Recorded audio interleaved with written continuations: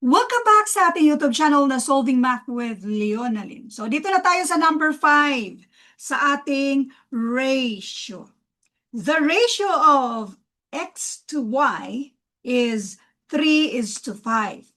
When 12 is added to both numbers, the ratio becomes 5:7. Now, remember, ang ratio na A is to B, pareho lang yan sa A over B. Pareho lang. So, yung ratio natin na x is to y, pareho lang din na x over y. So, ngayon, yung x natin ay 3, yung y natin ay 5. Again, since ratio ito, na-simplify na ito. Let n para sa common number na i-multiply natin sa ating ratio para sa kanyang original na numero. When 12 is added to both numbers, so pareho siyang ada natin ng 12. Ang magiging ratio na ngayon ay 5:7. So therefore, ang result daw becomes 5/7. Ito na yung ating equation kung saan pwede na natin isolve yung value ni n para makuha natin itong value ni x daw.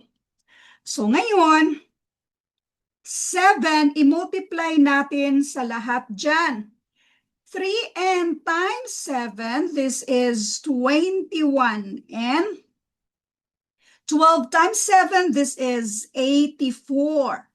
And then ito lahat, i-multiply natin sa 5. 5n times 5, this is 25n. 12 times 5, this is 60.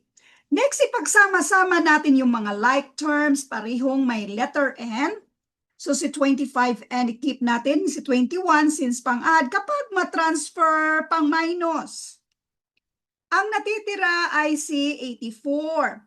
Si 60, since pang-add, pang-minus. 84 minus 60, this is 24.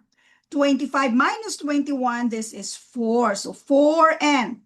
Para makuha natin yung value ni n, since si 4 ay pang-multiply, pang-divide. 24 divided by 4, and that is 6. Ngayon, ang tanong, find the value of x. Yung value ni x dito ay itong 3n natin. Yung ratio natin ng 3, now let n para sa common number na i-multiply natin dyan. So therefore, 3 times 6 equals 18. So therefore, ang sagot dito ay 18. Thank you for watching, and all I hope na meron kayong natutunan sa videong ito.